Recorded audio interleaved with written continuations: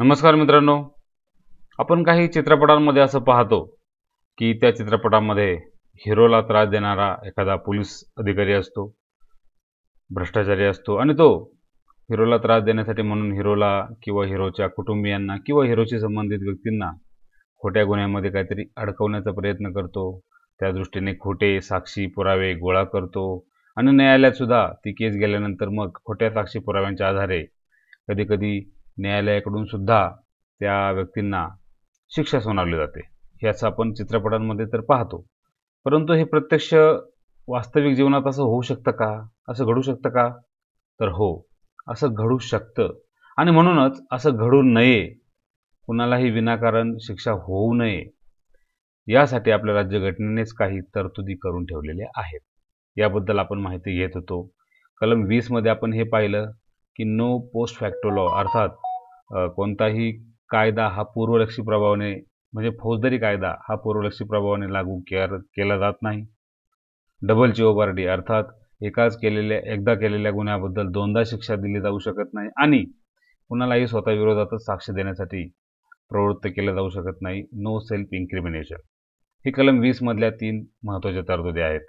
कलम 21 मध्ये सुद्धा हेच सांगितलेलं आहे की तुमच्या जीविताचं स्वातंत्र्य आहे, तुम्हाला जीवन जगण्याचा पूर्ण अधिकार आहे. तुमचं जीवित स्वातंत्र्य कोणतीही यंत्रणा हिरावून घेऊ शकत नाही. आणि या 2 तरतुदींनाच अनुसरून पुढे कलम 22 मध्ये आणखी काही तरतुदींचा समावेश यामध्ये केलेला आहे, जेणेकरून तुम्हाला अटकेपासून किंवा स्थानबद्ध केले जाण्यापासून संरक्षण मिळेल. आणि म्हणून आजच्या व्हिडिओमध्ये आपण कलम 22 मध्ये नेमक्या काय तरतुदी आहेत, तुम्हाला अटकेपासून किंवा स्थानबद्धतेपासून कशा पद्धतीने संरक्षण मिळू शकतं, या दृष्टीने हे कलम महत्त्वाचं आहे. यामध्ये आपल्याला अटक म्हणजे काय, अरेस्ट आणि डिटेन्शन म्हणजे अरेस्ट म्हणजे अटक आणि प्रतिबंधात्मक स्थानबद्धता म्हणजे प्रिव्हेंटिव्ह डिटेन्शन, या 2 संकल्पनांमध्ये काय फरक आहे ते समजून घ्यायचं आहे. त्याचबरोबर कलम 22(1), उपकलम 2, उपकलम 3, उपकलम 4, 5, 6, 7 यामध्ये नेमक्या काय तरतुदी आहेत याविषयी आपल्याला चर्चा करायची आहे. आणि कलम 22 शी संबंधित महत्त्वाचे खटले की ज्या खटल्यांमधून या कलम 22चा अर्थ सर्वोच्च न्यायालयाकडून स्पष्ट करण्यात आलेला आहे. आणि त्याचबरोबर अगदी अलीकडच्या काळात या प्रतिबंधात्मक स्थानबद्धता कायद्याचा कुठे उपयोग केला गेलेला आहे या संदर्भात आपण चर्चा करणार आहोत. पुढे जाण्यापूर्वी सर्वांना विनंती आहे की ज्यांनी अजूनही चॅनल सबस्क्राईब केलेलं नसेल त्यांनी तात्काळ यूट्यूब चॅनल हे सबस्क्राईब करावं की जेणेकरून तुम्हाला नवीन व्हिडिओजबाबतच्या अपडेट्स ताबडतोब मिळत जातील.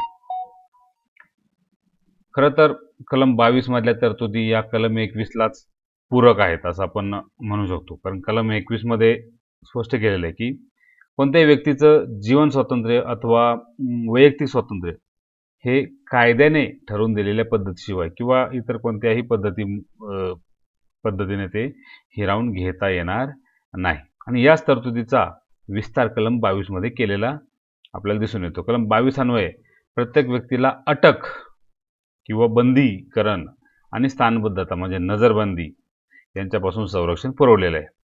बेकायदा अटक केली जाऊ नये, विनाकारण नजरबंद ठेवले जाऊ नये, सबळ कारणांशिवाय अटक केली जाऊ नये, व्यक्तिगत सूडभावनेतून पोलिसांकडून अटकेची कारवाई केली जाऊ नये आणि जरी अटक झाली तरी त्यानंतर सर्व कायदेशीर उपाययोजनांचा आधार घेता यावा याबाबतच्या तरतुदी या कलम 22 मध्ये सांगितलेल्या आहेत. म्हणजे व्यक्तीच्या व्यक्तिगत स्वातंत्र्यावर बेकायदा निर्बंध येणार नाहीत याची काळजी या कलम 22 मध्ये घेतलेली आहे. म्हणजे एक प्रकारे कलम 21 मधल्या ज्या जीवित आणि व्यक्तिगत स्वातंत्र्याचं रक्षण करण्याबाबतच्या करण्यासाठी घटनाकारांनी या कलम 22 मध्ये आणखी एक पाऊल टाकलेलं आहे असं आपण म्हणू शकतो. आता व्यापक सार्वजनिक हिताच्या साठी आपल्याला माहिती आहे की अटक का केली जाते किंवा एखाद्याला शिक्षा का सुनावली जाते, तर गुन्हेगारीला आळा बसावा आणि अपराधी व्यक्तीला त्यातून सुधारण्याची पुन्हा एक संधी मिळावी, पुन्हा असे अपराध घडू नयेत, इतरांना त्यापासून धडा मिळावा यासाठी शिक्षेची तरतूद केलेली असते. आणि मग ज्यावेळेस शिक्षा केली जाते तेव्हा त्या गुन्हेगारांच्या व्यक्तिगत स्वातंत्र्यावर काही बंधनं घालणी म्हणजे काही बंधनं घातली जाणं आवश्यकच असतं आणि ही बंधनं अटक किंवा मग डिटेन्शन प्रतिबंधात्मक स्थानबद्धता या स्वरूपाची ती असू शकतात. जो कोणी दोषी किंवा अपराधी व्यक्ती असेल त्याला अटक करणे, त्याला बंदी बनवणे आणि नजरबंदीत किंवा नजरकैदेत ठेवणे हे त्यामुळं कायदेशीर आहे. ते काही बेकायदा नाही ठरत, कारण ती गुन्हेगार असल्यामुळं किंवा आरोपी असल्यामुळं दोष सिद्ध झालेला असल्यामुळं त्याला ती शिक्षा केली जाते.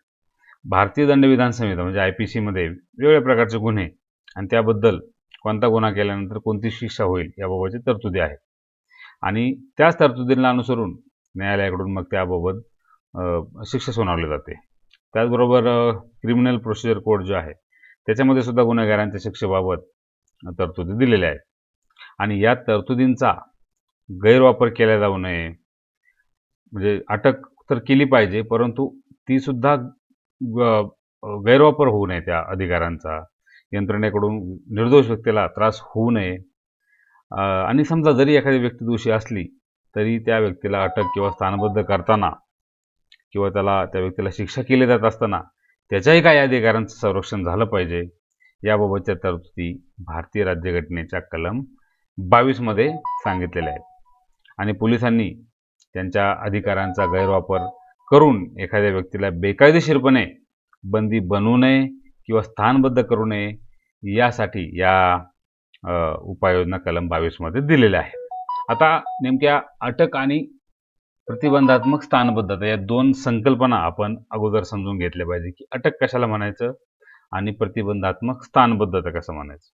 आता जनरली अटक जर ही अटक शब्दाची जर व्याख्या पाहायला गेलं तर अटक म्हणजे व्यक्तीला कायदेशीररित्या बंदी बनवणे.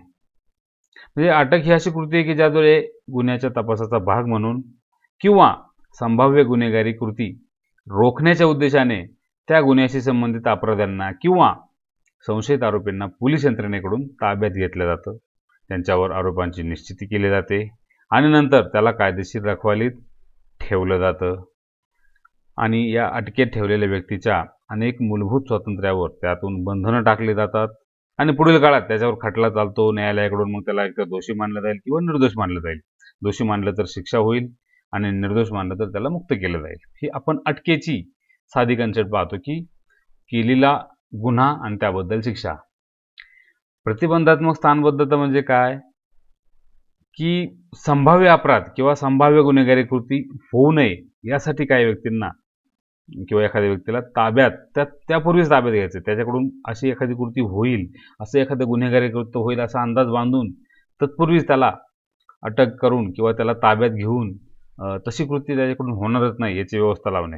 म्हणजे ज्या व्यक्तीकडून गैरकृत्य होण्याची शक्यता आहे किंवा ज्याच्यामुळं कायदा सुव्यवस्था बिघडण्याची शक्यता आहे त्या व्यक्तीला खबरदारी म्हणून ते गैरकृत्य करण्यापूर्वीच ताब्यात घेऊन संभाव्य जो काही गुन्हा होऊ शकतो त्याला प्रतिबंध घालणे म्हणजे प्रतिबंधात्मक स्थानबद्धता असं आपण म्हणू शकतो. म्हणजे येत्या काळात काही विशिष्ट प्रसंगी सण असेल किंवा समारंभ असेल, काही कार्यक्रम असेल, अशा वेळी समाजात अशांतता पसरू नये यासाठी अशी कृत्ये करण्याचा म्हणजे ज्यांनी कुणी यापूर्वी अशांतता पसरवली असेल असा इतिहास असलेल्या किंवा तशी कृती करण्याच्या तयारीत असलेल्या समाजकंटकांना पोलीस यंत्रणेकडून ताब्यात घेऊन काही काळ कोठडीत किंवा कायदेशीर रखवालीत ठेवलं जातं. त्याला आपण प्रतिबंधात्मक स्थानबद्धता म्हणतो. म्हणजे बेसिक डिफरन्स असा आहे की अटक ही पूर्वी केली जाते प्रतिबंधात्मक स्थानबद्धता ही गुन्ह्याच्या पूर्वीच केलेली असते गुन्हा न करता सुद्धा, आणि अटक ही गुन्हा केल्याबद्दल असू शकते.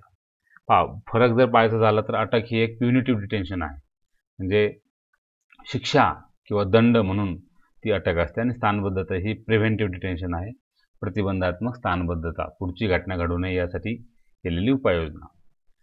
अटक म्हणजे अपराध किंवा गुन्हा केला म्हणून अटक केली जाते, आणि प्रतिबंधात्मक स्थानबद्धता म्हणजे काय तर संभाव्य गुन्ह्यास प्रतिबंध व्हावा म्हणून केले जाते. एखाद्याचा मर्डर जर केला असेल तर मग त्याला अटक करणे आणि त्याला त्या गुन्ह्याबद्दल त्याच्यावर खटला चालवून त्याला शिक्षा करणे ही अटक आहे. परंतु मर्डर करू शकतो असं ज्या व्यक्तीत पोटेन्शियल आहे ते लक्षात घेऊन त्याला त्यापूर्वीच ताब्यात घेणं की जेणेकरून त्याच्याकडून एखाद्या व्यक्तीचं मर्डर होणार नाही की जो तो मर्डर करायची तयार येते, अशा व्यक्तीचा मर्डर त्याकडून होऊ शकतो असं गृहीत धरून किंवा अशा पद्धतीचे काही इनपुट्स मिळाले असतील तर त्या दृष्टीने त्याला तत्पूर्वीच ताब्यात घेतलं जाणं म्हणजे प्रतिबंधात्मक स्थानबद्धता. अटक करण्यासाठी सामान्य कायदे लागू असतात. म्हणजे कोणतेही कायदे जनरली आपण ज्याला IPC म्हणतो किंवा इतर काही कायदे की जे सामान्य कायदे म्हणतो त्याला आपण, ते लागू असतात. मात्र प्रतिबंधात्मक स्थानबद्धता करण्यासाठी प्रतिबंधात्मक कायद्यांच्याच अंतर्गत व्यक्तीला स्थानबद्ध केले जाऊ शकतो. म्हणजे त्यासाठी प्रिव्हेंटिव्ह डिटेन्शन संबंधित वेगळे सेपरेट कायदे असतात आणि त्याच कायद्याअंतर्गत त्याला अटक केलं जातं, जनरल कायद्याअंतर्गत नाही. ही अटक आणि प्रतिबंधात्मक स्थानबद्धता यातला बेसिक डिफरन्स आहे. आपल्या राज्यघटनेतल्या कलम 22 मध्ये एकूण 7 उपकलम आहेत. त्यापैकी पहिल्या 2 उपकलमांमध्ये अपराधाबद्दल शिक्षा किंवा दंडात्मक कारवाईबाबतचं विवेचन आहे. उपकलम 3 मध्ये अपवादात्मक परिस्थितीत नेमकं काय होऊ शकतं ती सांगितलेले आहे आणि उपकलम 4 ते 7 मध्ये प्रतिबंधात्मक स्थानबद्धतेच्या तरतुदी आहेत. म्हणजे 1-2 अटकेबद्दल आहे आणि 4 ते 7 हे प्रतिबंधात्मक स्थानबद्धतेबाबत उपकलम आहेत. आणि म्हणून याबाबत आपण आता चर्चा करूया. प्युनिटिव्ह डिटेन्शन बाबतच्या तरतुदी की ज्या कलम 1 आणि 2 मध्ये सांगितलेल्या आहे. म्हणजे अटक संदर्भातल्या ह्या तरतुदी आहेत 1 आणि 2 मध्ये. आता कलम 22(1) काय सांगतंय तर कलम 22(1) सांगतंय की अटक केलेल्या व्यक्तीला त्याला कोणत्या कारणास्तव अटक करण्यात आलेली आहे याची माहिती दिल्याशिवाय कोठडीत ठेवता येणार नाही. आणि अटक केलेल्या व्यक्तीला ज्याला केलेला आहे त्याला स्वतःच्या पसंतीनुसार कोणत्याही कायदेपंडिताचा, वकिलाचा, ॲडव्होकेटचा सल्ला घेऊन त्याच्यामार्फत आपला बचाव करण्याचं स्वातंत्र्य असेल, हे कलम 22 मध्ये सांगितलेलं आहे. म्हणजे पहा, याच्यामध्ये 22(1) मध्ये 2 अधिकार अंतर्भूत आहे. पहिला अधिकार आहे अटकेचे कारण जाणून घेण्याचे, की मला का अटक केलेली आहे. स्थानबद्ध केलेल्या किंवा अटक केलेल्या यंत्रणेला, ज्यांनी कोणी अटक केलेली असेल त्या यंत्रणेला निर्देश दिले गेलेले याद्वारे की त्यांनी अटक केलेल्या व्यक्तीला शक्य तितक्या लवकर तिच्या अटकेचं कारण सांगितलं पाहिजे. आणि जेणेकरून हे लवकरात लवकर का सांगितलं पाहिजे, जेणेकरून अटकेदरम्यान त्या व्यक्तीला आपल्या डिफेन्सची किंवा आपल्या जामिनासाठी योग्य ती कायदेशीर उपाययोजना करण्याची संधी मिळेल.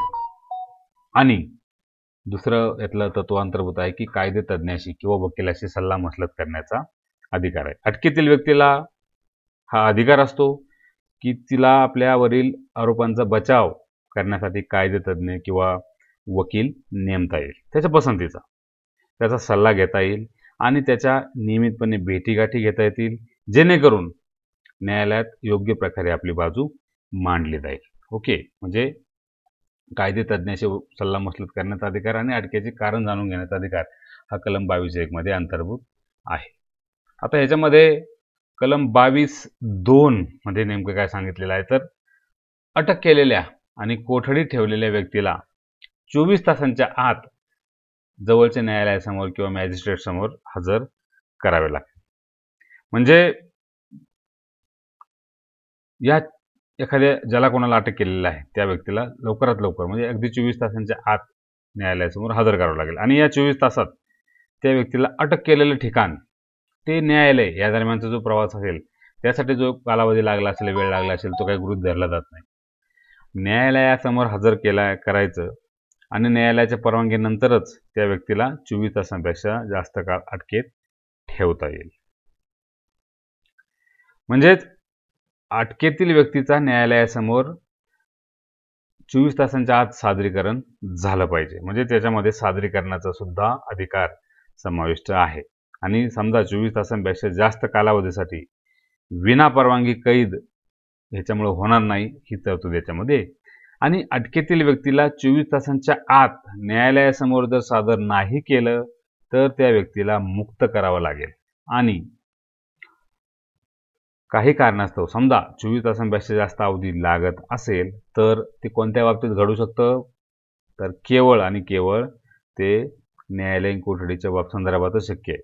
पोलीस कस्टडीच्या बाबतीत नाही. 24 तासांपेक्षा जास्त अवधी तुम्ही घेऊ शकत नाही.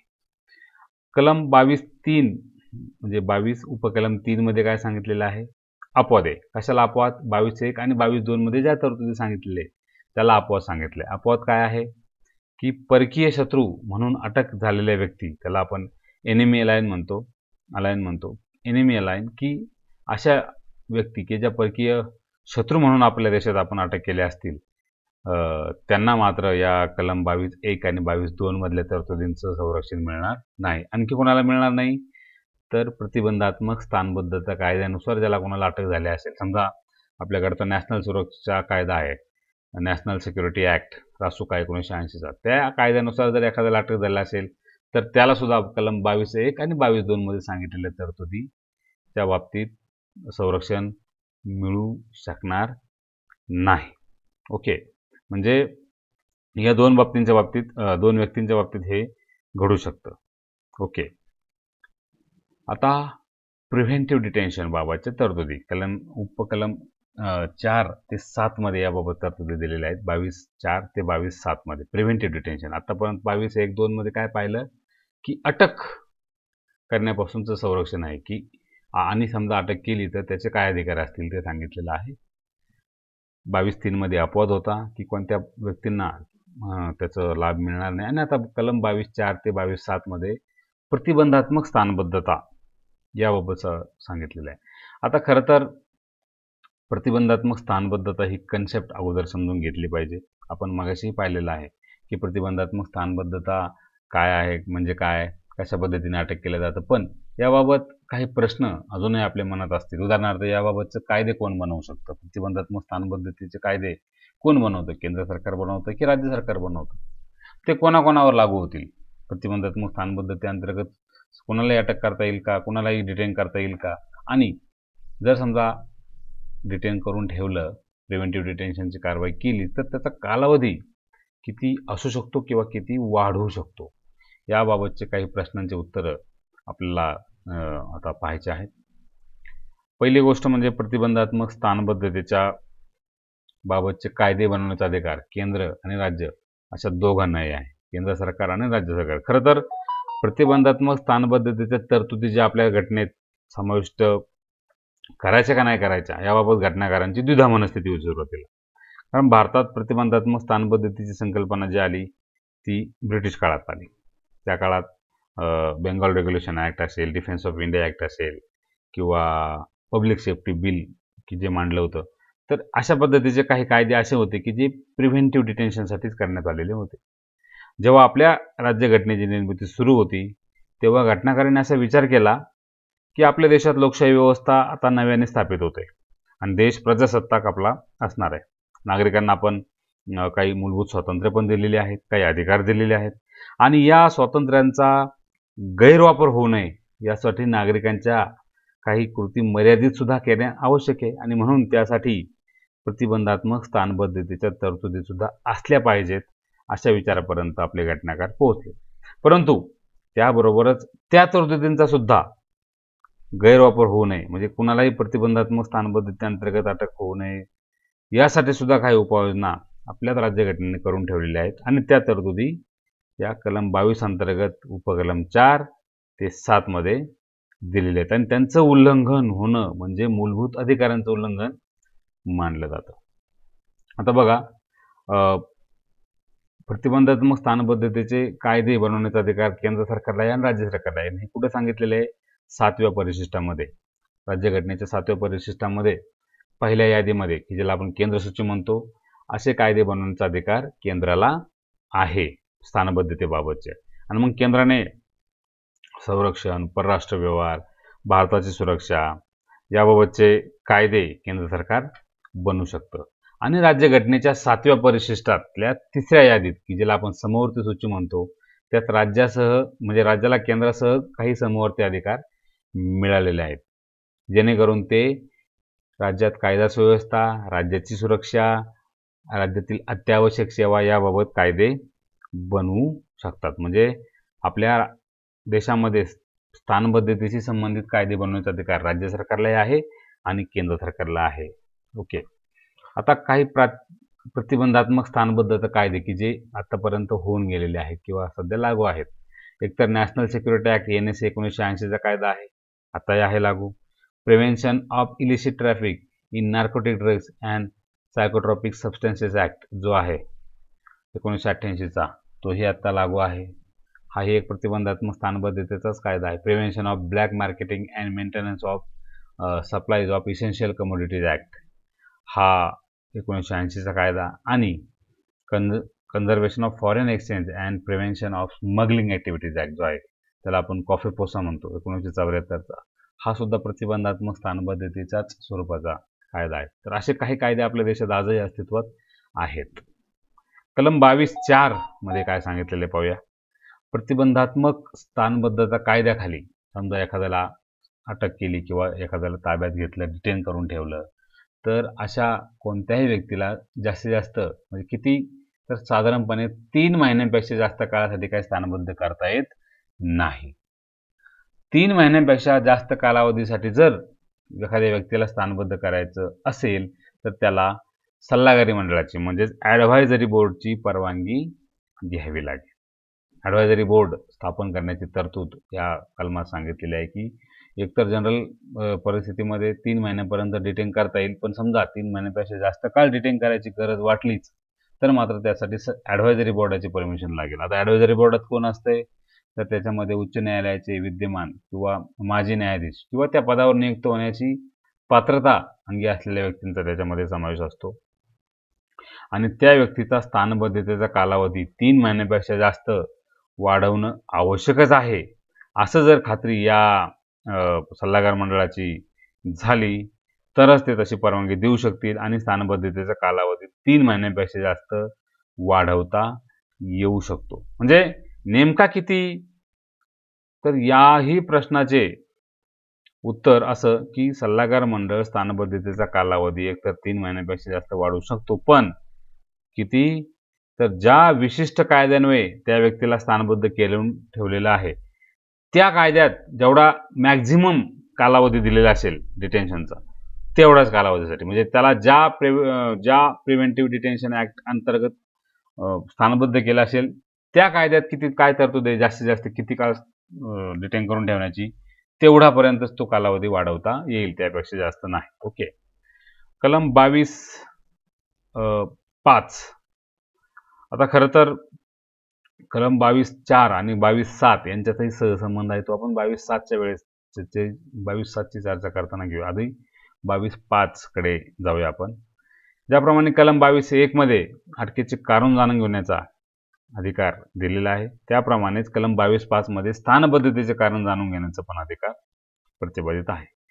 ज्या व्यक्तीला स्थानबद्धता कायद्याअंतर्गत स्थानबद्ध करून ठेवण्यात आलेले असेल त्याला आपल्याला कोणत्या कारणास्तव स्थानबद्ध केलेलं आहे ही सगळी कारणं आणि ती माहिती सगळी जाणून घेण्याचा अधिकार त्याला आहे.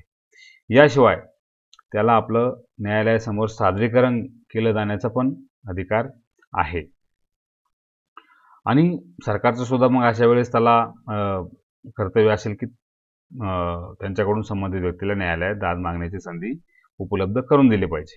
अर्थात स्थानबद्ध केलेल्या व्यक्तीला त्याच्या स्थानबद्धतेची कारणं सांगणं किंवा त्याबाबतची माहिती देणं हे जरी कंपल्सरी असलं तरी कलम 22(6) मध्ये पण हे सांगितलेलं आहे की देशाची सुरक्षा, कायदा सुव्यवस्था या कारणास्तव अशी माहिती देणं सरकार टाळू पण शकतं. पहिल्यांदा आपण कलम 22 मध्ये काय सांगितलेलं आहे की स्थानबद्धतेचे कारण जाणून घेण्याचा अधिकार आहे आणि न्यायालयासमोर सादरीकरण केलं जाण्याचा अधिकार आहे. या दोनही बाबींना हे दोन अधिकार आहेत, परंतु त्याला अपवाद काय ठरू शकतो, तर अपवाद आहे कलम 22(6) की सार्वजनिक हित असे अधिकार त्या व्यक्तीचे की ज्याला अटक केलेली आहे किंवा स्थानबद्ध केलेलं आहे त्याला जर हे अधिकार दिले तर त्यामुळं सार्वजनिक हितास बाधा येऊ शकतं. त्याला त्याचे अटकेची कारणं सांगितली तर कायदा सुव्यवस्था बिघडू शकते असं जर सरकारला वाटलं तर सरकार तसं करण्यात नकार पण देऊ शकतं. हे कलम 22(6) मध्ये सांगितलेलं आहे. पहा की स्थानबद्ध केलेल्या व्यक्तीला त्याच्या स्थानबद्धतेची कारणे सांगणे किंवा त्याबाबतची माहिती देणे हे सार्वजनिक हिताच्या विरोधात आहे असं सरकारला वाटलं तर ती कारणे सांगण्यास नकार सुद्धा दिला जाऊ शकतो. हे कलम 22(6) मध्ये नमूद आहे. ओके. म्हणजे स्थानबद्ध करून ठेवलेल्या व्यक्तीला काही परिस्थितीत अशा काही व्यक्ती असतील टेररिस्ट स्वरूपाच्या तर त्यांना त्यांची कारणं सांगायची काही आवश्यकता नाही. कलम 22(7) पहा आपल्याला माहिती आहे की कलम 22(7) मध्ये जनरली त्याचं विश्लेषण करण्यापूर्वी एक्झॅक्टली काय सांगितलेलं आहे कलम 22(7) मध्ये, तर त्याचा हा सांगितलंय की संसद कायदा करून पुढील बाबी ठरवेल. काय ठरवेल? तर हे ठरवेल की कोणत्या परिस्थितीत आणि कोणत्या प्रकरणात सल्लागारी मंडळाचा परामर्श घेतल्याशिवाय स्थानबद्धतेचा कालावधी 3 महिन्यांपेक्षा जास्त वाढवता येईल. म्हणजे जनरली संसद वाढवू शकते हे आपण पाहिलं, परंतु कोणत्या परिस्थितीत आणि कोणत्या प्रकरणात सल्लागारी जे मंडळ असेल त्याचा सल्ला न घेता कालावधी 3 महिन्यापेक्षा जास्त वाढवायचा, याबाबतचा कायदा पण संसदच करेल. किंवा एखाद्या व्यक्तीला किंवा एखाद्या किंवा वेगवेगळ्या स्थानबद्धता कायदे जे असतील त्यांच्या अंतर्गत स्थानबद्ध करून ठेवण्याचा मॅक्झिमम पिरियड किती असू शकतो, याबाबत सुद्धा संसद कायदा करू शकते आणि ठरवू शकते. आणि चौकशी करण्यासाठी सल्लागारी मंडळ कोणत्या प्रक्रियेचं, कोणत्या प्रोसेसचं फॉलो करेल हे सुद्धा त्या कलम 22(7) मध्ये सांगितलेलं आहे. आणि याबाबतची तरतूद किंवा याबाबतचा कायदा बनवण्याचा अधिकार हा पार्लमेंटला असेल. म्हणजे आपण जर हे ग्राफिकच्या माध्यमातून पाहिलं तर कलम 22(4) आणि कलम 22(7) यांच्यातला सहसंबंध कसा आहे बघा, की कलम 22(4) मध्ये काय सांगितले की स्थानबद्धता 3 महिन्यांपेक्षा जास्त नको असं सांगितलेलं आहे. ओके, मात्र त्याला अपवाद काय आहे, तर 22(4)B मधली तरतूद, की 22(4)B मध्ये काय सांगितले की नाही, संसद कायदा करून तो कालावधी 3 महिन्यांपेक्षा जास्त वाढवू शकतो. किंवा दुसरा अपवाद काय त्याला, की सल्लागार मंडळाचे जर तसं मत पडलं की ठीक आहे त्याला वाढवण्याची गरज आहे,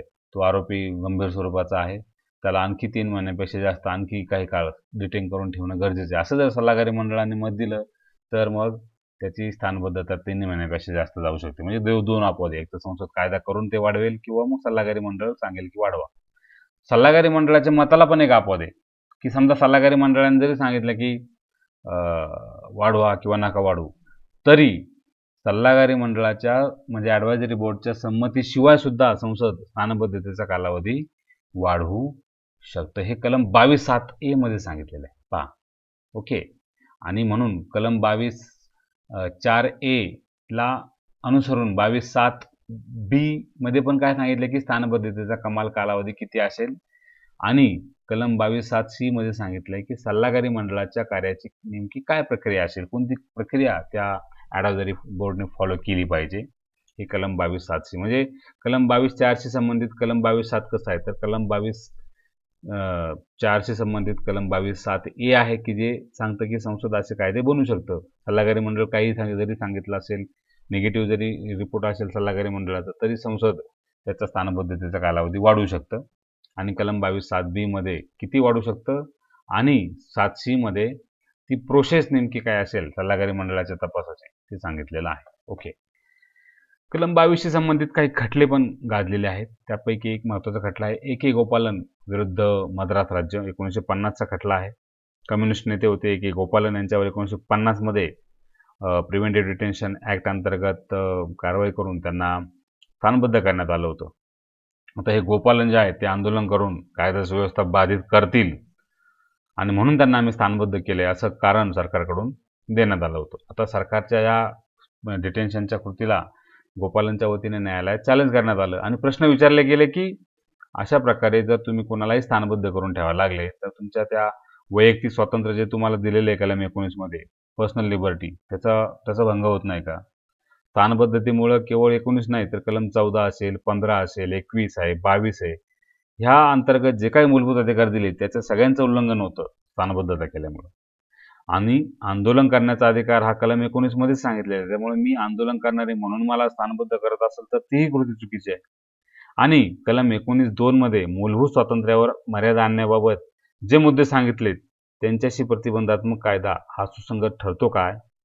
आणि एखाद्याची स्थानबद्धता केवळ प्रोसिजर एस्टॅब्लिश बाय लॉ म्हणजे कायद्याने निश्चित केलेल्या प्रक्रियेनुसार झालेली आहे म्हणजे ती योग्य मानायची का, असे प्रश्न विचारले होते. त्यामध्ये सर्वोच्च न्यायालयाने स्पष्ट केलं की प्रतिबंधात्मक स्थानबद्धता केल्याने त्या व्यक्तीला कलम 19 अंतर्गत मिळालेल्या स्वातंत्र्याचा काय संकोच होतो असं आम्हाला वाटत नाही. आणि कलम 22 नुसार संसदेला अधिकार आहे की ते प्रतिबंधात्मक स्थानबद्धतेबाबत कायदे करू शकतात. केवळ नैसर्गिक न्यायाच्या प्रक्रियेचे पालन केले नाही म्हणून जीवित आणि वैयक्तिक स्वातंत्र्य वगळता आणणारे कायदे अवैध घोषित केले जाऊ शकत नाहीत. बघा, म्हणजे प्रतिबंधात्मक स्थानबद्धता कायदा जो होता 1950चा तो न्यायालयाने व्हॅलिड ठरवला आणि न्यायालय सांगते की हो संसदेने कायदा केलाय म्हटल्यानंतर संसद मग तो कायदा बरोबरच आहे आणि संसदेला हा अधिकार आहे, ते करू शकतात अशा पद्धतीचे कायदे. आणि त्यामुळं तुमच्या कलम 19 मधल्या स्वातंत्र्याचा जरी संकोच होतोय असं तुम्हाला वाटलं असलं तरी पण ते काही ते चालेल, म्हणजे संसद तसं करू शकतो. ॲक्च्युली कलम 21चा आणि कलम 22चा अतिशय संकुचित अर्थ या गोपालन केसमध्ये सर्वोच्च न्यायालयाने लावला होता आणि पुढील काळात ज्यावेळेस मनेका गांधी केस आली त्यावेळेस मात्र सर्वोच्च न्यायालयाने कलम 21 आणि कलम 22चा विस्तृत अर्थ लावला, परंतु सुरुवातीला मात्र तो खूप संकुचित अर्थ होता. हुसेन आरा खातून विरुद्ध बिहार राज्यांना हा एक खटला होता, 1979चा खटला आहे. त्याच्यामध्ये सर्वोच्च म्हणजे हा गरीब कैद्यांना जर कायदेशीर मदत घेण्याची त्यांची जर पात्रता नसेल तर काय, तर सर्वोच्च न्यायालयाने त्याच्यावर स्पष्ट केलं की न्यायालयात खटले दाखल करणे, वकिलांची फी देणे हे सामान्य गरीब जनतेला आर्थिकदृष्ट्या शक्य होत नाही. त्यामुळे न्यायालयात योग्य आणि वाजवी पद्धतीने न्याय मिळवण्याचा सामान्य जनतेचा मूलभूत अधिकार जो आहे तो बाधित होतो. आणि अशा परिस्थितीमध्ये सामान्य जनता सरकारकडे मोफत कायदेशीर सेवा मिळवण्यासाठी अर्ज करू शकतात आणि सरकारचं सुद्धा अशा वेळी हे कर्तव्य असेल की अशा गरिबांना योग्य ती कायदेशीर मदत उपलब्ध करून दिली पाहिजे, जेणेकरून त्यांच्यावर वेगवेगळ्या प्रकारचं शुल्क आणि खर्चाचा काही बोजा पडणार नाही आणि खटल्याची जलद सुनावणी केली जावी हा देखील देशातल्या प्रत्येक नागरिकाचा मूलभूत अधिकार आहे आणि हे दोन्ही हक्क जीवित स्वातंत्र्याशी संबंधित आहेत. असं जजमेंट हुसेन आरा खातून विरुद्ध बिहार राज्य खटल्यामध्ये सर्वोच्च न्यायालयाने दिलेलं आहे. म्हणजे आता जनतेला कायदेशीर मदत घेण्याची जर पात्रता नसली, ऐपत नसली तरी त्याला ती प्रोव्हाइड करणे ही सरकारची जबाबदारी. अगदी अलीकडच्या काळात या अशा प्रकारच्या प्रतिबंधात्मक स्थानबद्धता कायद्यांचा कुठे उपयोग झालाय का, तर झालाय. काय झालं की जम्मू काश्मीरला विशेष दर्जा देणारं जे 317 कलम आहे ते सरकारने रद्द केलं ऑगस्ट 2019 मध्ये.